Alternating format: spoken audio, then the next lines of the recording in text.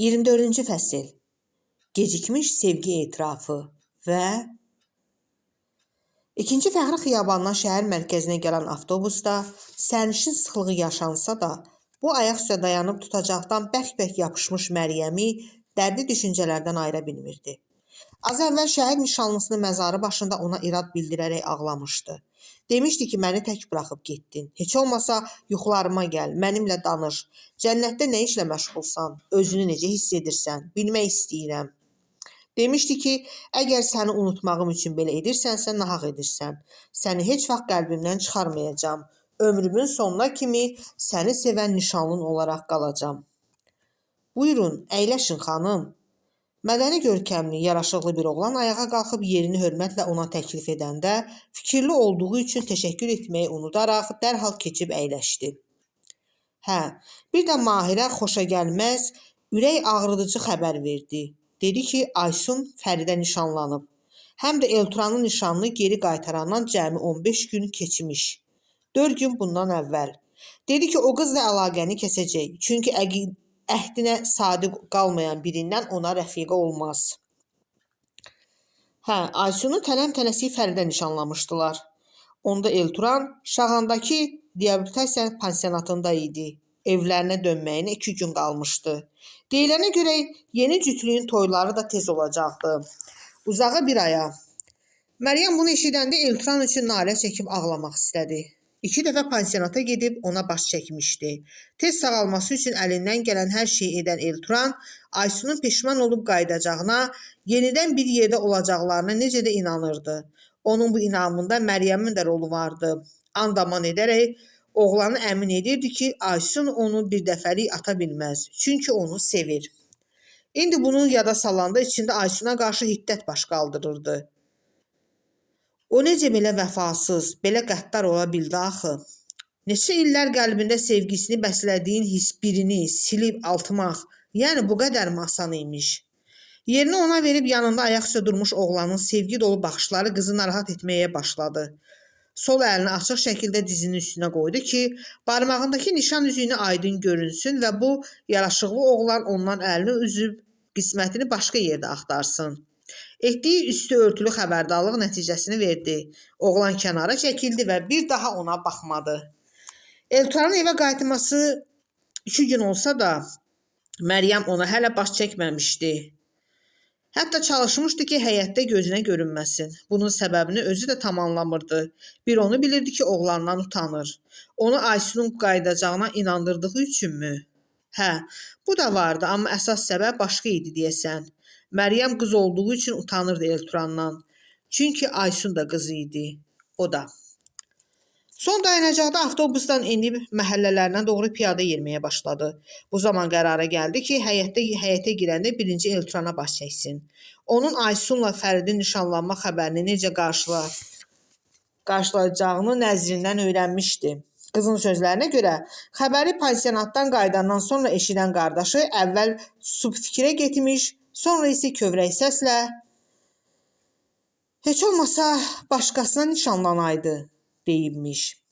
Ən xırda bir səbəbdən əsəbləşib, ağır kriz keçirən Elturanın bu xəbəri sakit qarşılaya bilməsi Məryəmə qəribə gəlirdi. Nə baş verirdi görəsən? Ailə onu mehribanlıqla qarşıladı. İstirahət günü olduğu üçün Mehbarə arvad da uşaqlar da evdə idilər. Bircə Elturan görünmürdü. Məryəm onun harda olduğunu soruşanda cavabını Ülvi verdi. Həm də bir qədər kinayə ilə. Rəşadla harasa keyfə gediblər. Səhər yeməyindən sonra əskər paltarını geyindi, medallarını taxıb çıxdı. Dedi ki, beynini dincətmək üçün rayona gəzməyə gedəcəklər. Amma hansı rayona gedəcəklərini demədi.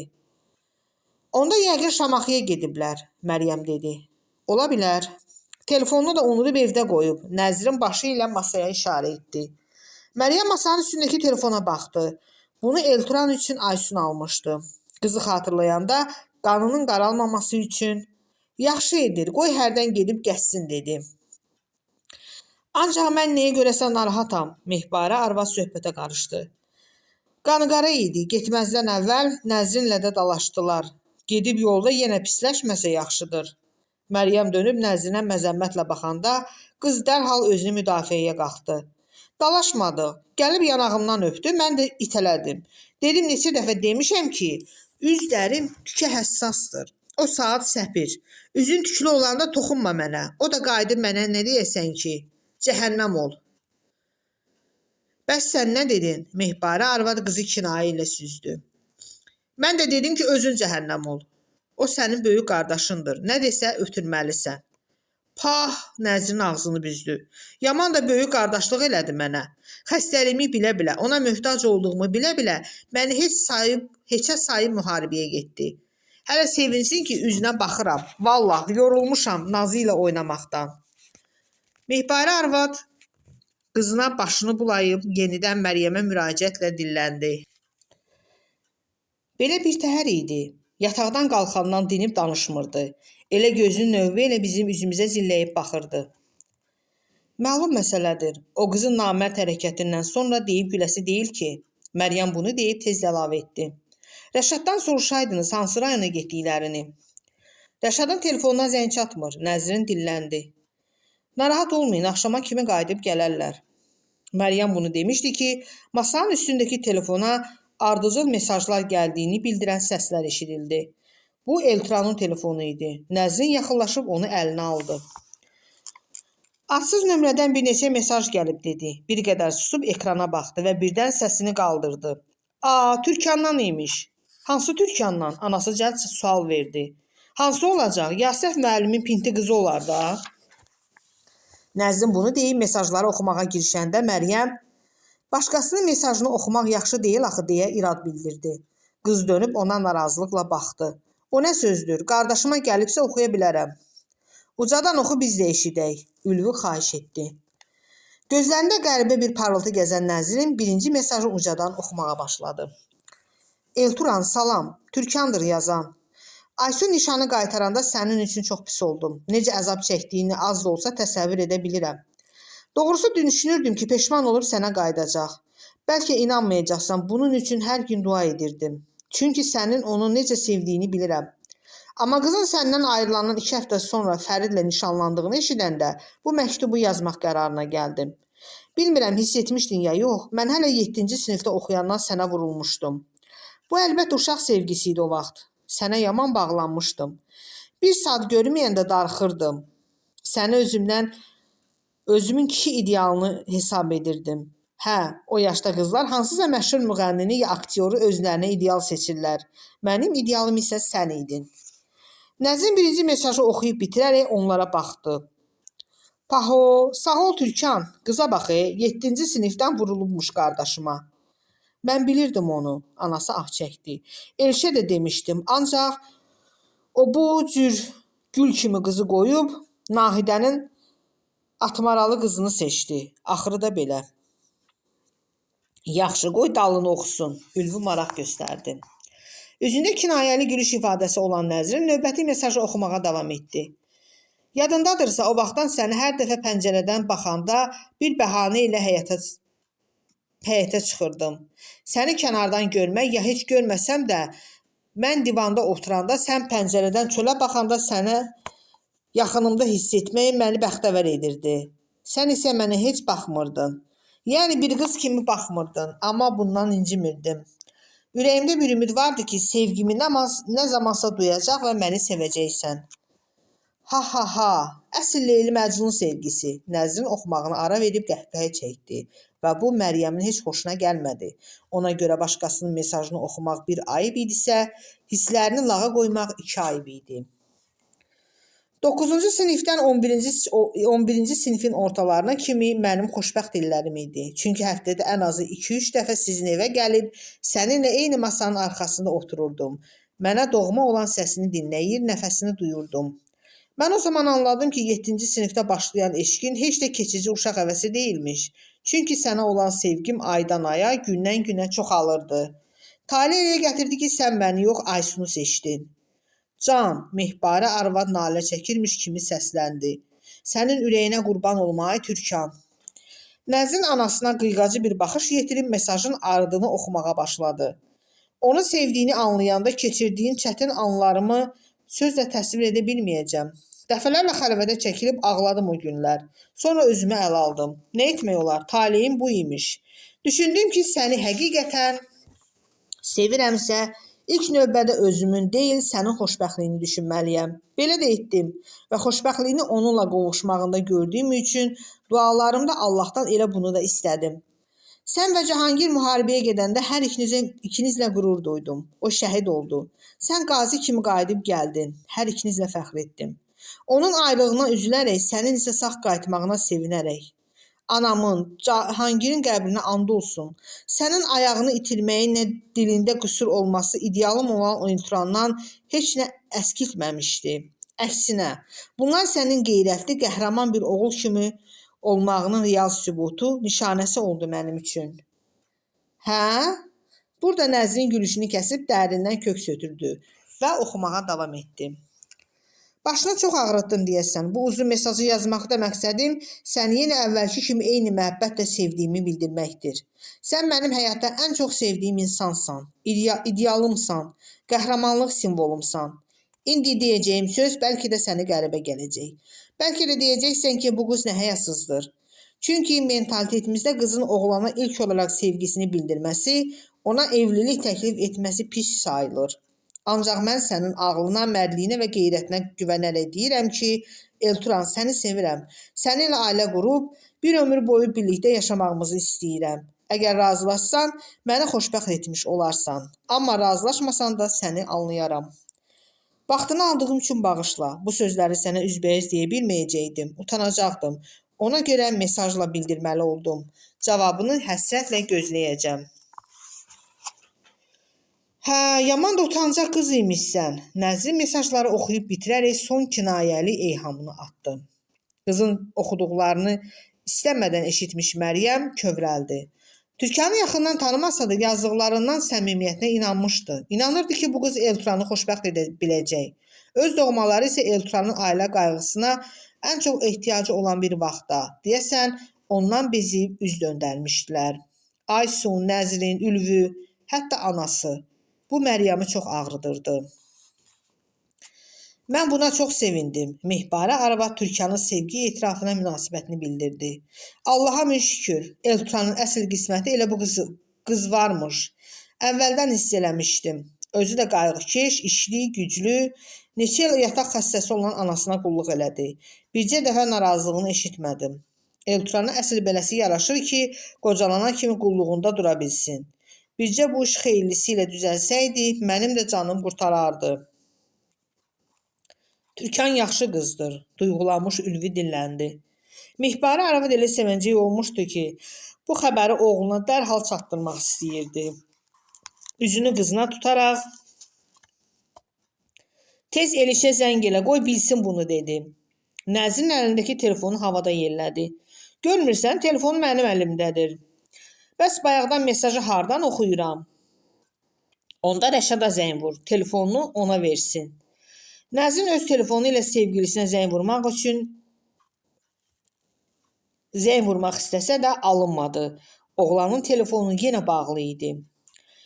Elə həmin an Rəşadın idarəyə etdiyi bəyaz Mercedes Beyləqan rayonunun arxada qoyaraq Şuşa istiqamətində sürətlə hərəkət edirdi. Yol boyu yalnız Rəşad danışmışdı. Arxa oturacaqda çəpəki uzanmış Elturan isə inadla susurdu. Dünən axşamüstü gəlib Rəşada demişdi ki, Şuşaya gedən yolun yaxınlığındakı meşədə Mahirin şəhid olduğu yeni ziyarət etmək istəyir. O da dərhal razılaşmışdı. Yalnız bunu dedi ki, onları ora buraxmaya bilərlər. Postlarda polis və ya hərbiçilərlə birtəhər dil tapmaq lazım gələcəkdi. Maşının salonunda sükut hökm sürürdü. Rəşadın ağlına gəldi ki, nəhayət ürəyindəkiləri Elturana deməyin vaxtıdır. Boğazını arıtlayıb arxaya baxmadan Elturan qardaşım dedi, çoxdandır sənə bir söz demək istəyirəm, amma çəkinirəm doğrusu. Çəkinmə de, Elturan fikirdən ayrılıb dilləndi. Nəzrinlə mən nə vaxtdır bir-birimizi sevirik. Bilirəm. Bilirsən? Rəşad bir anlıq arxaya baxıb üzünü yenə yola çevirdi. Bəs nə deyirsən bu işə? Allah xoşbəxt eləsin. Ay sağ ol qardaş, çox sağ ol. Rəşad sevincini gizlədə bilmədi. Bilirdim etiraz etməzsən, çünki məni uşaqlıqdan tanıyırsan. Aysunla səninki tutmadı, amma əmin ola bilərsən ki, mən bacının xoşbəxt olması üçün əlimdən gələni edəcəm. Elturan yenə susur.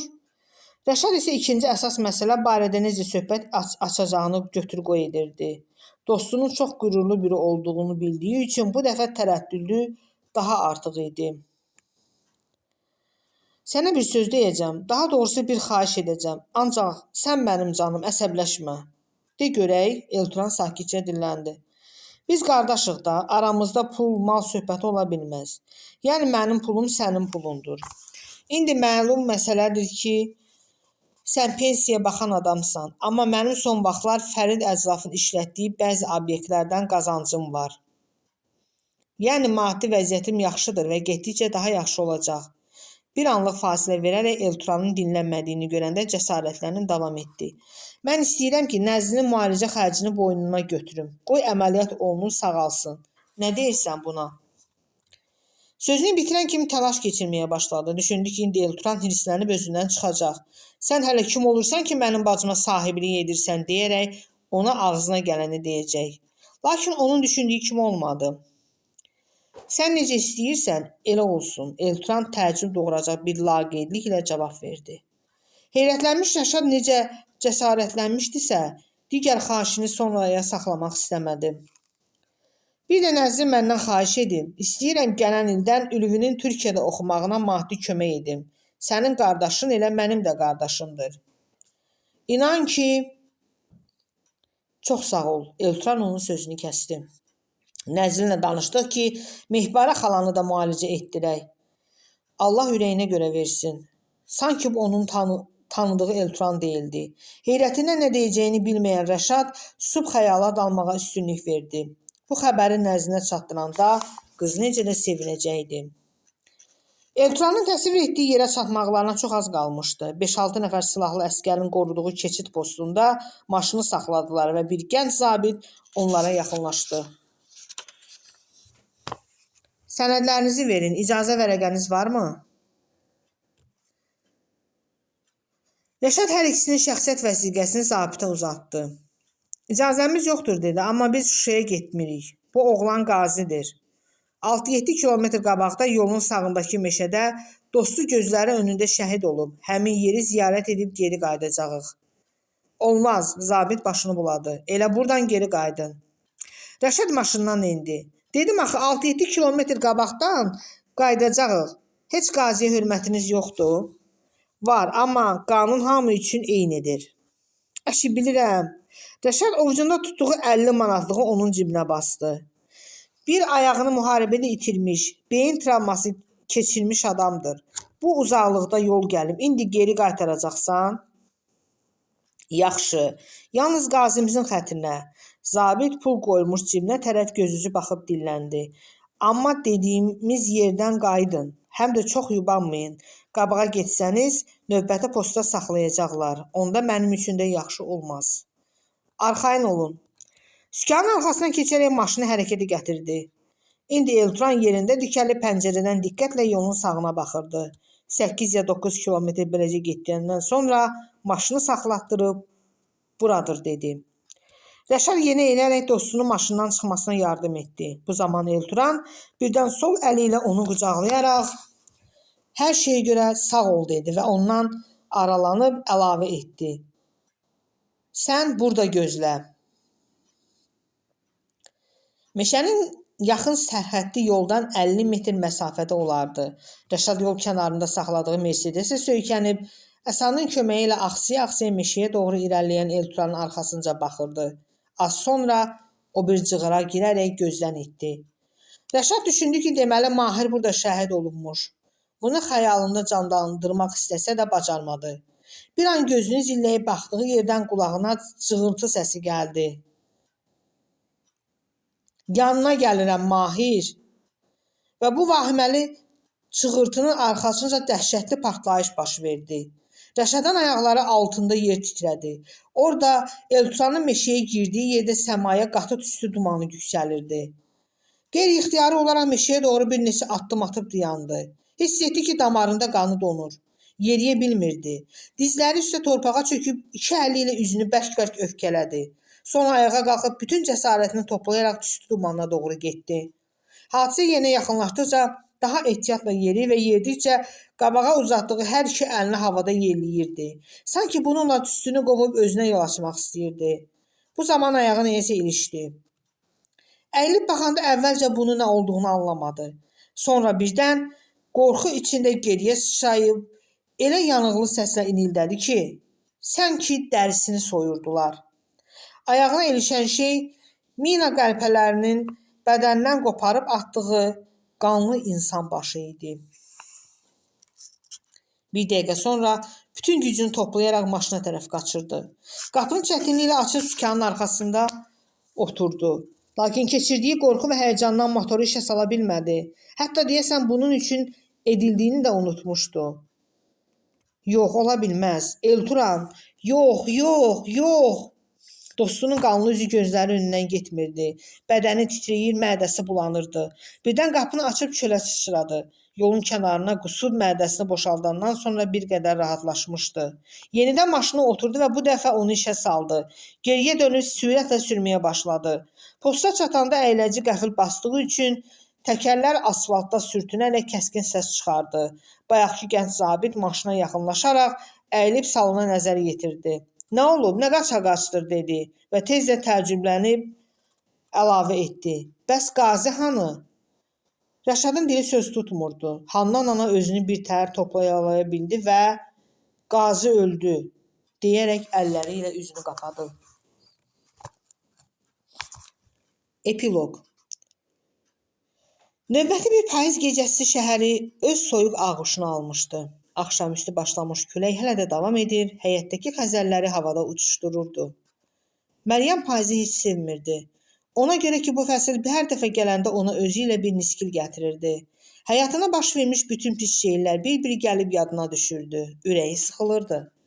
Bildi ki, yata bilməyəcək. Qalxıb qonşu evə keçdi. Qumru xala çarpayısının üstündə oturaraq astadan ağlayırdı. Masanın arxasında oturmuş Ələkrəm kişinin də gözləri nəmli idi. Məryəmi görən kimi ayağa qalxıb, "Gəl qızım, gəl əyləş" deyərək onun üçün stul gətirdi. Məryəm özünü bu bədbəxt cütlüyün gəlini hesab edirdi deyə evlərini istədiyi zaman çəkinmədən gedib gəlirdi. İndi də ikinci təklifi gözləmədən keçib stulda oturdu. Bu cütlüyün dərdi elə ağır idi ki, heç vaxt bitməyəcəkdi. Ümidləri, dayaqları olan yeganə övladlarını itirmişdilər. Həm də Mahir kimi bir oğlu. Qumru xala keçən 2 il ərzində arıqlayıb görünüşünü itirmiş, saçındakı bütün telləri ağarmışdı. Ələkrəm kişi isə canlı meydə bənzəyirdi. Yox, onlar yaşamırdılar, sadəcə Allaha acıq getməsin deyə durur, oturur, gəzir, yemək yeyir, işləyir və içlərindəki ağır dərdlə birlikdə qəbirlərinə girəcəkləri günü gözləyirdilər. Məryəm çalışırdı ki, həmişə onların yanında olsun. Dərdlərini azalda bilməsə də qəbrə gedəcəkləri günə kimi yaşamağa məcbur olduqları çətin həyatlarını yüngülləşdirsin. Qaynanası o otağa girəndən ağlamağını kəsərək göz yaşlarını qurulamışdı. "Sən niyə yatmamısan qızım?" deyə kədərli səslə soruşdu. "Yata bilmədim Qumru xala" deyə cavab verdi. "Gəldim sizinlə söhbət edim biraz." "Yaxşı elədin qızım." Söhbət etməyə gəldiyini desə də nə danışacağını bilmədiyi üçün susurdu. Elə o birilər də gözlərini harasa məşğul bir nöqtəyə zilləyib xəyala dalmışdılar. Bugün sentyabrın 27-si idi. 44 günlük Vətən müharibəsinin 2-ci ildönümü. Xalq artıq bu günü anım günü kimi qeyd edirdi. Günortadan sonra Məryəm, Ələkrəm kişi və Qumru xala 2-ci fəxri xiyabana gedib Mahirin məzarını ziyarət etmiş, qəbir daşının üstünə çiçək dəstəsi qoymuşdular. Bugün sosial şəbəkələrdə hamı şəhid fotoları və müharibə ilə bağlı digər fotolar paylaşırdı. Məryəm də öz səhifəsində 2 yaxın dostun, Mahir və Elturanın fotolarını paylaşmışdı. Nişanlısının şəkli altına "Sən ölməmisən, əbədi olaraq qəlbimə köçmüsən." Elturanın şəkli altına isə "Sənin həqiqi bir qəhrəman olduğunu anlamadılar, əziz qardaşım" sözləri vardı. Hə, yazıq Elturan. Şəhid nişanlısının ayrılıq dərdini zərif ürəyində güclə daşıyan Məryəm 6 ay bundan əvvəl daha bir ağır zərbə aldı. Xəbər gəldi ki, Elturan adlı qazi bir dostu ilə qanunsuz olaraq postdan keçib Şuşaya gedərkən ehtiyatsızlıq və səhlənkarlığı üzündən meşədə minaya düşərək həyatını itirib. Dostu dedikləri isə Rəşad imiş. Onu da onların postdan buraxan zabiti də həbs etmişdilər.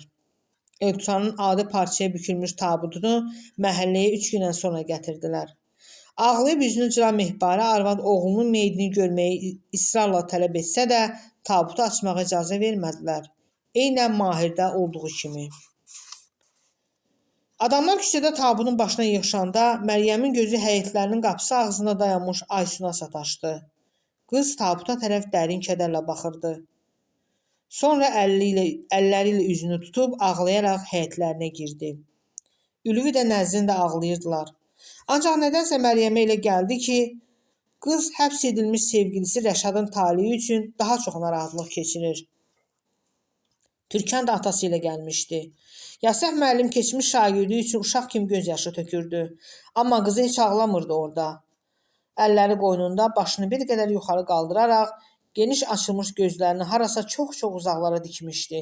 Məryəm o gün o gözlərdə gördüyü kədərin böyüklüyündən elə sarsıldı ki, üstündən 5 ay keçsə də o sarsıntını hələ də vücudunu tərk edib getməmişdi. Otaqdakı ağır sükutu Ələkrəm kişinin öskürək səsi pozdu və Məryəm xəyallarından ayrılaraq ona baxdı. Kişinin üzündə təbəssüm, gözlərində isə yaşı vardı. Deyəsən nəsə demək istəyirdi. Bir də əlini ağzına aparıb öskürərək sözə başladı. Balaca idi, 6 yaşı güclə olardı. Gəlin mənə dedi ki, 5 manat ver. Elturanla özümə dondurma alacam. Mənim də cəmi 2 manat pulum qalmışdı. İşə getmək üçün yol pulu saxlamışdım. Pulum yoxdur deyə bilmədim. Qəhərləndiyi üçün fasilə verdi.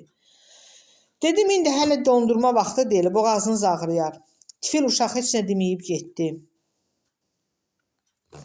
Əlini diqqətlə dinləyən Qumru xala, gələk qonşulardan borc alıb verəydin dedi və yenidən hıçqırıb gözyaşı axıtdı. Hə, kül mənim başıma. Gələk borc alıb verəydim. Ələkrəm kişi də hönkürdü. Onlar övladları ilə bağlı düz 20 il bundan əvvəlin kiçik bir əhvalatını yada salaraq peşmanlıq gözyaşları tökürdülər. Məryəm düşündü ki, belə xatırlamalar hələ çox olacaq və hər dəfə də dərdlərinin üstünə yeni dərd gələcək. Hə, o gün küçədə Elturanın tabutu başında heç bir çıxış filan olmadı. Nə atabala gəldi, nə də pansionatda Elturanla şəkil çəkdirən deputat, nə də digər səlahiyyət sahibləri. Ora toplaşan adamlar arasında isə Elturanı intihar etməsi barədə söhbət gedirdi. Hərə bir söz danışırdı. Əhməd Əyilməz də təkrar mızıldanırdı ki, Elturan o tərəfə qanunsuz olaraq gedib. Qanunları pozmaqla qətiyyən düzgün iş görməyib. Yox, əslində çox şeydən oldu. Bu Zara idi. Üzünü məhəllə sakinlərinə tutaraq uca səslə bunları dedi. Məhəllənin fahişəsi. Utanın, utanın. Elə içi mən qarışıq hamımız utanaq ki, məhəlləmizin bir qazisini yaşada bilmədik. Bizdən pulzat istəmirdi ki, bədbəxtin oğlu. Bircə xoş söz istəyirdi, onu da çox gördük. Burada üzünü tabuta qucaqlamış Mehbarə arvada tutdu. Mehbarə, ay Mehbarə, indi burada sən, oğlun da, qızın da yalandan zır-zırıldayırsınız. Amma onun sağlamlığına qayğı göstərsəydiniz, özünə qıymazdı. Elturanın şəhərdən xeyli aralı bir qəbristanlıqda atası ilə qardaşının yanında dəfn etdilər. Rəşad 15 gündən sonra həbsdən çıxıb evlərinə gəldi. 2 həftənin içində arıqlayıb tanınmaz hala düşmüşdü. O qanlı hadisənin necə baş verdiyi barədə suallara doğru düzgün cavab verə bilmirdi. Yalnız Elturanın bədəndən qopmuş başını gördüyünü deyərək ağlayırdı. Amma kiməsə bunu da deyibmiş ki, mən müharibəyə getməsəm də onu gözlərimlə gördüm.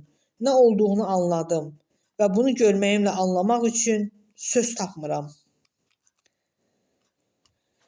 Elturanın ölümündən təxminən 3 ay sonra iyunun axırlarında Aysunla Fəridin toyu oldu. Məryəmi toya çağırmamışlar və çağırsaydılar da getməyəcəkdi. Amma bəylə gəlinin şallıq sarayına getmək üçün evdən çıxmalarına az qalmış, dözməyib qonşu həyətə keçdi. Günel onu içəri dəvət etsə də qapı ağzında durub Aysun'u çağırmasını xahiş etdi. Qız gəlinliyi donunda qapıya gəldi. Bir qədər pərt halda Məryəm, keç gəl də, burada nə dayanmısan dedi. Yox, gedirəm. Məryəm başını buladı. Sənə bir sual vermək üçün gəldim. Ver sualını. Xoşbəxtsən? Aysun bir içən gözlərini ona dikərək sustu. Sonra bu gözlərdə narın göz yaşı damlaları göründü və qız yox deyərək dönüb içəri girdi. Avqustda Rəşadla Nəzrin nişanlandılar. Rəşad nişanlısını əməliyyat etdirdi. Qız indi özünü çox yaxşı hiss edirdi. O ayın axırlarında müharibədən sonra gedən diplomatik danışıqların və dövlətin atdığı qəti addımların nəticəsi olaraq Azərbaycan ordusu Laçına girdi. İşğaldan sonra orada qanunsuz məskunlaşmış ermənilərin bəziləri evlərini yandırıb gedirdi. Bir də deyilənə görə oradakı kilsənin xaçını söküb aparmışdılar. Ağılsızlar. Məryəm yuxusu gəldiyini hiss edərək ayağa qalxdı. Elə Mahirin valideynləri də yatmalı idilər. Gecəniz xeyrə qalsın deyib çıxdı və alaqaranlıq həyətdə bir müddət küləyin xəzəlləri necə qovduğuna tamaşa edərək öz qaldığı evə girdi. Məryəm artıq bir ay olardı ki, Mahirin valideynlərinə yaxın olmaq üçün əvvəllər saqqallının öz arvadı ilə yaşadığı bu evə köçmüşdü. Təxminən ay yarım bundan əvvəl o bura Qumru xalaya baş çəkməyə gəlmişdi. İkisi həyətdəki maşının arxasında oturub söhbət edirdilər. Bu zaman kürəklərini iri hərflərlə DTX yazılmış 5-6 maskalı şəxs həyətə daxil oldu. Saqqalını evdən çıxarıb qollarını qandallayaraq apardılar. Kişinin çadralı arvadı həyətə çıxıb ərinin dalınca ağlayanda Məryəm onun sıçan sifətinə, sıçan cildinə bənzər səsini ilk dəfə eşitdi. Bir həftə sonra DTX maskalıları Atabalanın da villasına gəldilər və onu iki oğlu ilə birlikdə biləklərini qandallı halda qara rəngli mikroavtobusa basıb apardılar. Danışırdılar ki, Atabala və saqqallı xarici dövlətə xidmət göstərirlərmiş, həm də hər biri ayrı dövlətə. Qapının cəftəsini vurub hicabını başından açdı. Xurmayı saçları çiyinlərinə töküləndə yenə Mahiri xatırlayıb dərindən köks ötürdü. Nişanlısı bu saçları görməyi çox istəyirdi. Amma qismət olmadı ona. İşığı söndürüb yatağına girəndə sabah tədris kursuna dərsi olduğunu düşünərək gülümsədi. Uzun və çətin mübarizədən sonra nəhayət öz arzusuna çatmışdı. 2 həftədən çox idi ki, tanınmış bir tədris kursunda uşaqlara Azərbaycan dili və ədəbiyyatdan dərs keçirdi. Şagirdlərinə yaman isinişmişdi. Elə uşaqlar da onu çox sevirdilər. Artıq gələcəyi üçün planını bir dəfəlik müəyyənləşdirmişdi. Ərə getməyəcək, Mahirin ata-anasının ömürlərinin sonuna kimi öz valideynləri kimə baxacaq və həyatını sevdiyi peşəsinə, müəllimliyə həsr edəcəkdi. Bir də şagirdlərinə Azərbaycan dili və ədəbiyyatı öyrətməklə bərabər imkan düşdükcə Vətən müharibəsindən, Mahirlə Elturanın müharibədə göstərdikləri igidliklərdən danışacaqdı. Biraz kədərlə, daha artıq qürurla. Gözləri qapanmağa başlayanda ruhu müvəqqəti olaraq bu dünyadan qopub sirli bir aləmə də qədəm qoydu. Bu zaman evin qapısı açıldı. Kimsə içəri girib onun çarpayısına yaxınlaşdı. Məryəm əvvəlcə yaman qorxdu, lakin başı üstə dayanan əziz insanı tanıyanda Mahir, bu sənsən deyə sevinclə çığırdı. Mənəm. Mahir astadan az qala pıçıltı ilə cavab verdi. Necəsən Məryəm? Sən gəldin, çox yaxşıyam. Elə bilirdim məni unutmusan. Yox, ruhlar sevdiklərini heç vaxt unutmurlar. Bəs niyə yanıma gəlmirdin? İstəyirdin məni unudub, sevdiyin biri ilə xoşbəxt olasan. Mənim xoşbəxtliyim yalnız səninlə mümkün idi. İndi sən yanımda yoxsan, xəyalınla təskinliyi tapıram. Bax, sən gəldin, bu saat çox xoşbəxtəm. Sənə bir şad xəbərim var. Mən artıq müəllim işləyirəm. Gözəl şagirdlərim var, məni çox istəyirlər. Onlara səndən, Elturandan danışıram. Çox sevindim. Mahir gülümsədi. Sonra isə bir anlıq susub, Elturan necədir? Nə vaxtdır yuxusuna girə bilmirəm, soruşdu. Bəs xəbərin yoxdur? Elturan 6 ay bundan əvvəl Şuşa yaxınlığındakı bir meşədə minaya düşərək öldü. Ay Allah, nişanlısı eşitdiyi xəbərdən sarsılaraq əzabla inildədi. Hə, qardaşımız gördüyü haqsızlıqlara, əzizlərinin soyuq münasibətinə, ən əsası Aysunun vəfasızlığına dözməyib intihar etdi. Şuşa yaxınlığındakı meşədə dedin? Mahir nə düşündüsə, birdən heyrətlə səsini qaldırdı. Hə, orada, sənin şəhid olduğun yerdə, Məryəm dərindən köks ötürərək dedi və birdən təəccüblə əlavə etdi. Bəs o sənin yanında deyil? Yox, Elturan mənim yanıma gəlməyib. Gəlməyib? Yox. Mahir bunu ağrılı bir səslə dedi və yavaş-yavaş çəkilərək qaranlıq otaqda görünməz oldu. Mahir, getmə! Dəli kimi çığıran Məryəm sıçrayıb yatağından qalxaraq otağın işığını yandırdı. Burada ondan başqa kimsə yox idi. Qayıdıb çarpayıda oturdu. Yox, Elturan mənim yanıma gəlməyib. Mahirin bu sözlərini xatırlayanda nə qədər çalışsa da özünə hakim ola bilmədi və səssizcə ağlamağa başladı. Amma bu dəfə şəhid nişanlısı üçün deyil, qazi qardaşı üçün ağlayırdı.